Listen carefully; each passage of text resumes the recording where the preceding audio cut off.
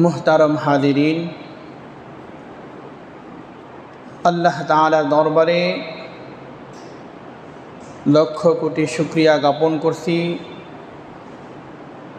যে মহান আল্লাহ তাআলা আমাদেরকে বাংলাদেশ দ্বিতীয়বার স্বাধীন হওয়ার পরে প্রথম জুমায় আল্লাহ তাআলা একত্রিত হওয়ার তৌফিক আল্লাহ দান করেছেন।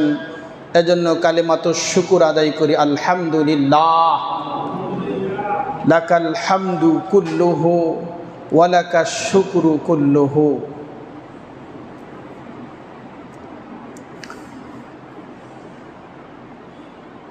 স্বাধীনতা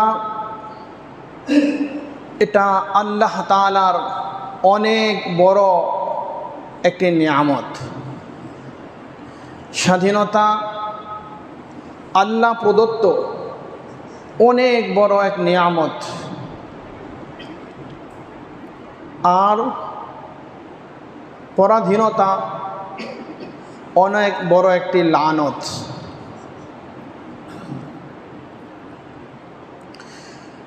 এই স্বাধীনতা অর্জনের জন্য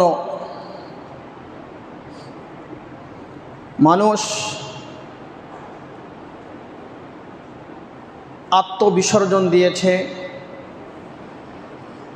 আত্মত্যাগ করেছে, কুরবানি করেছে। জান এবং মাল এর কুরবানির মাধ্যমেই স্বাধীনতা অর্জিত হয়েছে, স্বাধীনতা লাভ করেছে।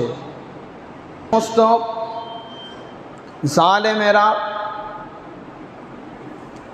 জুলুম অত্যাচার করেছে বলে মানুষ হাজারো চেষ্টা করে, মেহনত করে, পরিশ্রম করে, এককভাবে ঐক্যবদ্ধ হয়ে দলবদ্ধভাবে বলে কোনোভাবেই জালেমকে এই জুলুম থেকে তাদেরকে বাধা দিতে পারেনি।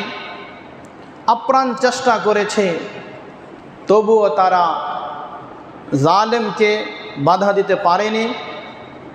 বলে যখনই আল্লাহর সাহায্য আসছে, যখনই আল্লাহর মদত আসছে, তখনই একমাত্র সম্ভব হয়েছে ওই জালেমকে ধ্বংস করা, ওই জালেমকে দুনিয়া থেকে বিদায় করা। এছাড়া কখনো সম্ভব হয় নাই। বলে তার প্রমাণ বিগত জুমাগুলোতে ধারাবাহিক আলোচনা চলেছিল আমাদের। সেখানে ফেরাউন যখন একথা বলেছিল, আনা রব্বুকুমুল আলা, আমি সবচেয়ে বড় খোদা, তো ফেরাউনকে ওই সময় সে যখন নিজেকে খোদা বলে দাবি করেছিল, তখন ওই সময় ফেরাউনের যুগে বলে হাজারো জনতা, হাজারো মানুষ ছিল না? ছিল। কিন্তু ওই সময় যদি বলে সংখ্যালঘু মানুষ যদি ফেরাউনকে ধাওয়া করত, ফেরাউনকে যদি বলতো এত বড় সাহস তোমাকে কে দিয়েছে, বলে আল্লাহর জমিনে আল্লাহর দেওয়া নিয়ামত খেয়ে আল্লাহর সাথে নাফরমানি, আল্লাহর সাথে জুলুম অত্যাচারের শিকার, বলে সেক্ষেত্রে তুমি নিজেই খোদা বলে দাবি করতেছ। বলে ফেরাউনকে এ কথা বলার সাহস কেউ পায় নাই। কিন্তু হাজারো লক্ষ কোটি মানুষ ওই সময় ফেরাউনের জমানায়, ফেরাউনের যুগে ওই সময় ছিল। আত্মমর্যাদা বোধ এর কারণে শুধু ফেরাউনকে মানুষ কিছু বলতে পারেনি। ওই সময় শুধু মানুষ বারবার এ কথাই বলেছে যে রব্বে কারীম, আকাশের অধিপতি, আমাদের কাছে কোনো পাওয়ার নেই, আমাদের কাছে কিছু করার নেই, শুধু আমরা দোয়া করতে পারবো, তুমি আমাদের দোয়াকে কবুল করবে, এই ফেরাউনের কবল থেকে আমাদেরকে তুমি মুক্তি দিবে। বলে পরিশেষে এমন এক পরিস্থিতি, এমন এক অবস্থা হয়েছে, এই ফেরাউন পৃথিবীতে টিকে থাকতে পারেনি, তার রাজত্ব এটাও স্থায়িত্ব হয়নি। তাকেও আল্লাহ লোহিত সাগরে, তাকেও ইঁদুরের মতো চুবিয়ে চুবিয়ে তাকে ধ্বংস করেছেন এবং বলেছেন একথা যে আমি তোমার দেহকে, তোমার শরীরকে অক্ষত রাখবো, পরবর্তী জালেমদেরকে, পরবর্তী মানুষদেরকে তোমার থেকে যেন তারা শিক্ষা গ্রহণ করে যে জালেমের জুলুম, এর বিচার, এর পরিণতি কি ভয়ানক হয়, কি ভয়াবহ পরিস্থিতি, ভয়াবহ অবস্থা হয়। বলে সাগরের তলদেশে যেই প্রাণীগুলো ছিল, বলে সেগুলো তাকে স্পর্শ করেনি, তাকে ধরেনি,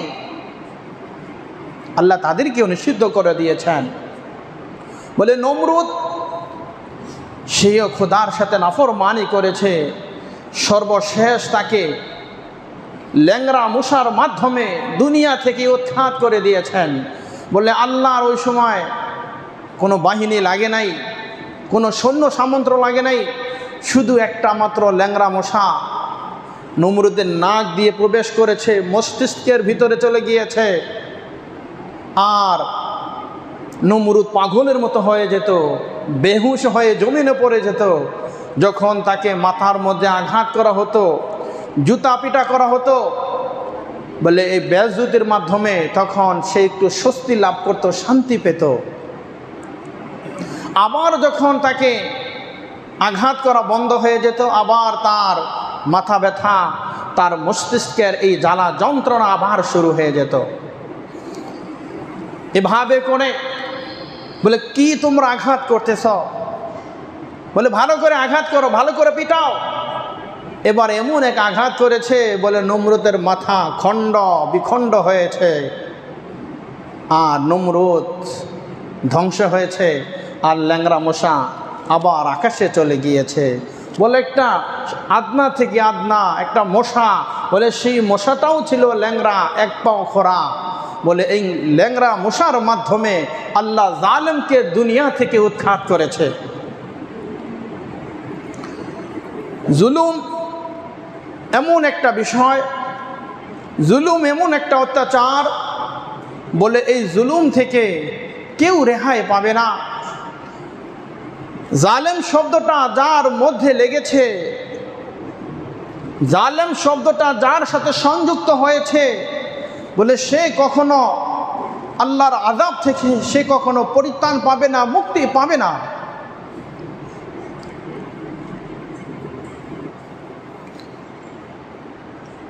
সুতরাং পৃথিবীতে আমাদের পূর্বে বহু জাতিকে আল্লাহ জনপদ সহ তাদেরকে ধ্বংস করেছেন নির্মূলভাবে। বলে পৃথিবীতে তাদের কোনো নাম নিশানা পর্যন্ত বাকি ছিল না। আল্লাহ বলছে পূর্বের ইতিহাস থেকে তোমরা শিক্ষা গ্রহণ করো, যে জুলুমের শাস্তি কি হয়, তার পরিণতি কি ভয়াবহ হয়। রাসূল করিম সাল্লাল্লাহু আলাইহি ওয়াসাল্লাম হাদিসে পাকের মধ্যে একথা ঘোষণা করেছেন, আল-যুলমু যুলুমাতুন ইয়াউমাল কিয়ামাহ। বলে কিয়ামতের দিন এই জুলুম, এই অত্যাচার, এটা বিশাল অন্ধকার আকারে এটা ধারণ করবে। যে যেই পরিমাণ জুলুম অত্যাচার করবে, বলে সেই পরিমাণ অন্ধকার রূপ তার বিরুদ্ধে ধারণ করবে। এজন্য অপর হাদিসে রাসূল করিম সাল্লাল্লাহু আলাইহি ওয়াসাল্লাম বলতেছেন একথা, হযরত হুযায়ফাতুল ইয়ামান রাদিয়াল্লাহু তাআলা আনহু, তাকে যখন নবীজি ইয়ামেনের গভর্নর হিসেবে নিযুক্ত করলেন, নবীজি বললেন, ক্বালান নবী সাল্লাল্লাহু আলাইহি ওয়াসাল্লাম বাআসা মুআজ ইলাল ইয়ামান।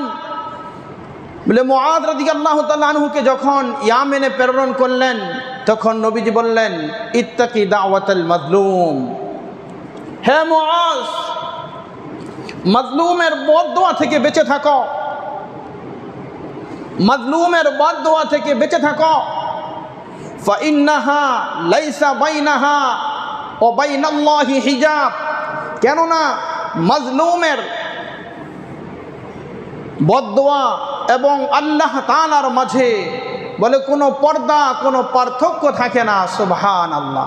মাজলুম যখন চোখের পানি ছেড়ে দিয়ে রব্বে কারিমের কাছে যখন দুইটি হাত সম্প্রসারিত করে দেয়, বলে এই মাজলুমের দোয়া আল্লাহ এমনভাবে কবুল করেন, বলে আমার আর ওই মাজলুম বান্দার মধ্যে কোনো পর্দা, কোনো বাধা, কোনো পার্থক্য থাকে না। বরং আমি আল্লাহ স্বয়ং ওই মাজলুমের দোয়াকে আল্লাহ আমি কবুল করি। সুবহানাল্লাহ।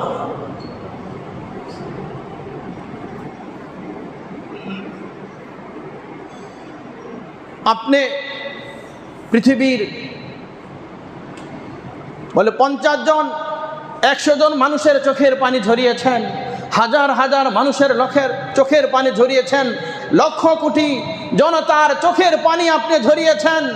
রাতের আধারে তারা তাহাজ্জুদে সেজদারত অবস্থায় বলে রব্বে কারিমের কাছে মাজলুমগুলো যেভাবে আল্লাহ তাআলার কাছে আর্তনাদ করেছে, চিৎকার করেছে, বলে কান্নাকাটি করেছে, নিজের মনের আকুতি মিনতি যেভাবে রব্বে কারিমের কাছে প্রকাশ করেছেন, রব বলতেছেন তুমি মাজলুম হয়ে আমার কাছে দোয়া করতেছ, বলে তোমার দোয়া অবশ্যই আমি আল্লাহ কবুল করব। আমরা পৃথিবীর মানুষ শুধু নগদ তালাশ করি, নগদ দেখার জন্য আমাদের মন ছটফট করে, চাই সেটা যেই কোনো লাইনেই হোক না কেন। আমরা তো এমন কথা বলেছি, আল্লাহ তুমি তো ইতিপূর্বে ফেরাউন, নমরুদ, হামান, কামান, সাদ্দাত, বলে আবু জাহাল, আবু লাহাব, উতবা, শাইবা, বলে সমস্ত কাফের মুশরিকদেরকে তুমি ধ্বংস করেছ। আমেরিকার বলে প্রেসিডেন্ট, বলে তাকেও তুমি সেখানে ধ্বংস করেছ, তাকে বেজ্জুত করেছ। রব্বে কারিম তুমি কি এই জালেমকে এই দুনিয়া থেকে উৎখাত করতে পারো না? এই জালেমকে তুমি কি পৃথিবী থেকে সরিয়ে দিতে পারো না? বলে অগণিত অসংখ্য মানুষ আমাদের কাছে এসে এ কথাও বলতো, হুজুর আমাদের দোয়া কি রব্বে কারিম কবুল করতেছেন না? এই জালিমের জুলুম থেকে আল্লাহকে আমাদেরকে পরিত্রাণ দিবেন না? তার কি অধঃপতন হবে না? আমরা কি তার থেকে নিষ্কৃতি পাবো না? সকলের মনে একটাই কথা, একটাই ব্যথা, বলে এই জালিমের জুলুম শুধু একদিকে নয়, বলে তার অহংকারের জুলুম, তার অত্যাচারের জুলুম, মানুষকে হত্যা করার জুলুম, মানুষের উপর মানসিকভাবে জুলুম, বলে সার্বিকভাবে জুলুম, একটা আর দুইটা জুলুম নয়, বলে শত সহস্র জুলুম যখন একত্রিত হয়েছে, সকল এই জুলুমগুলো একত্রিত হয়ে অ্যাটম বোমার মতো একত্রিত হয়ে যখন পূর্ণাঙ্গ পরিপূর্ণভাবে জুলুম আকারে রূপ ধারণ করেছে, আল্লাহ বলবেন তখনই এই জুলুম, এই অত্যাচারী, এই স্বৈরাচারকে উৎখাত করা হবে, তার পদত্যাগ হবে। মানুষ সুন্দর একটি সমাজ, একটি রাষ্ট্র তখন তারা উপহার পাবে। রাসূল করিম সাল্লাল্লাহু আলাইহি ওয়াসাল্লাম এই কথা জানিয়েছেন।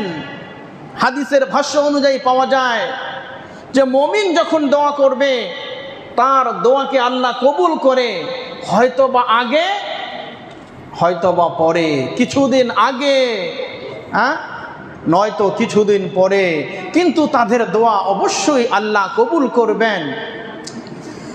বলে আজ থেকে 16 বছর পূর্বে আমরা এই জালেমের বিরুদ্ধে দোয়া করতেছি, বিভিন্নভাবে আমরা কলা কৌশল করতেছি কিভাবে তাকে দমানো যায়, এই জালেমের জুলুম থেকে কিভাবে আমরা পরিত্রাণ পেতে পারি। বলে হাজারো লক্ষ কোটি মানুষ একত্রিত হয়ে, ঐক্যবদ্ধ হয়ে, দলবদ্ধভাবে আপ্রাণ চেষ্টা করেছে, তবুও তাকে নামাতে পারেনি। বলে এই জুলুম, বলে মানুষের আর্তনাদ এমন ছিল, 2013 নিরীহ মাদ্রাসার তালেবুল ইলম আলেম ওলামায়ে কেরামকে নির্মমভাবে যেভাবে শাহাদাতের পেয়ালা পান করানো হয়েছে, বলে হাজারো মায়ের বুক খালি করেছে, হাজারো বাবার কলিজায় আঘাত এনেছে।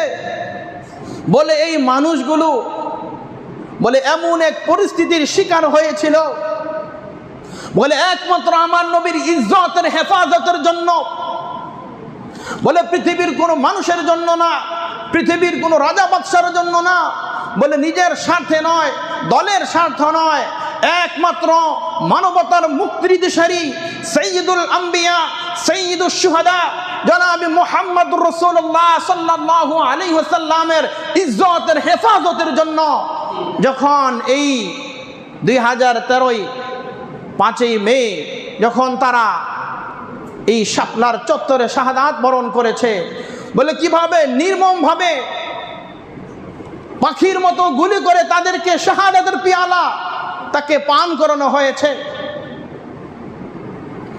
বলে হাজারো আলেমদেরকে তাদেরকে বন্দী করা হয়েছে, দিনের পরে দিন, রাতের পরে রাত, মাসের পরে মাস, বছরের পরে বছর, বলে যুগের পরে যুগ তাদেরকে এই গ্লানি তাদেরকে সহ্য করতে হয়েছে।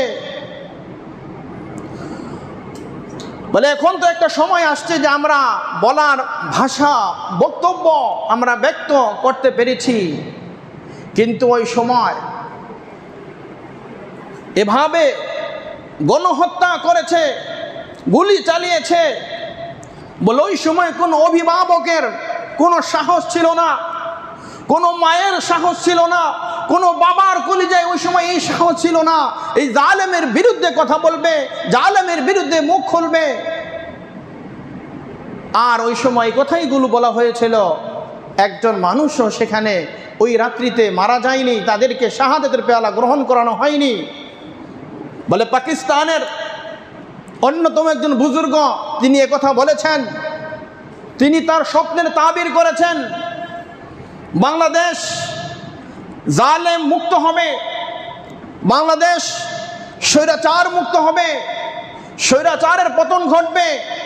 তবে যেই পরিমাণ ওলামায়ে কেরামের রক্ত যাওয়ার কথা ছিল, যেই পরিমাণ শাহাদাতের পিয়ালা গ্রহণ করার কথা ছিল, বলে ওই পরিমাণ মাজলুমের রক্ত আল্লাহর জমিনে বলে পরিপূর্ণ হয়ে গিয়েছে।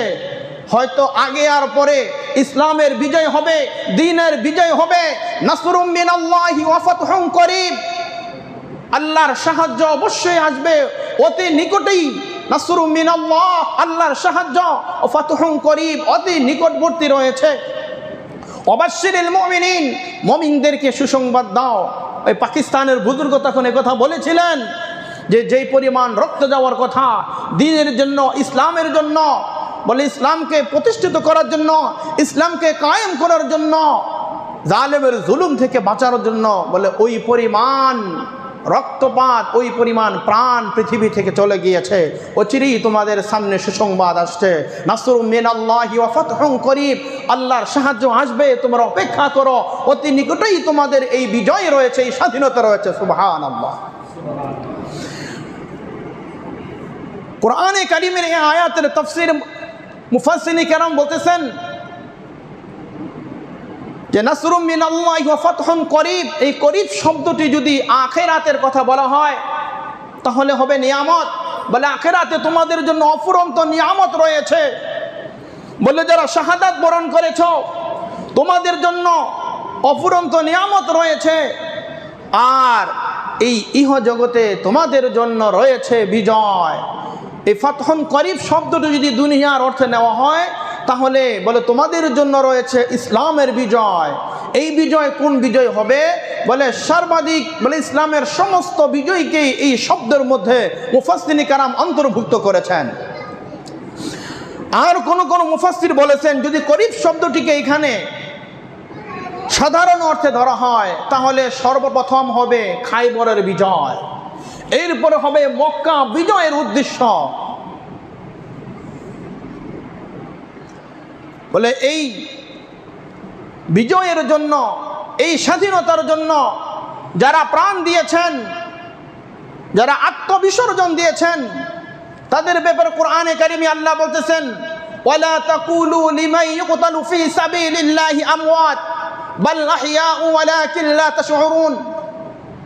তোমরা এই কথা বলো না, যারা আল্লাহর রাস্তায় শাহাদাত বরণ করে, আল্লাহর রাস্তায় যারা জিহাদ করে, যুদ্ধ করে, দেশের জন্য, জাতির জন্য, নিজের মাতৃভূমির জন্য যারা যুদ্ধ করে শাহাদাত বরণ করেছে, বলে তাদেরকে তোমরা মৃত্যু বলো না, বাল আহইয়াউ ওয়ালাকিন লা তাশউরুন, বরং তারা জীবিত। বলে জান্নাতে তারা পাখির মতো ডানা মেলে ওই জান্নাতে তারা উড়বে। সুবহানাল্লাহ।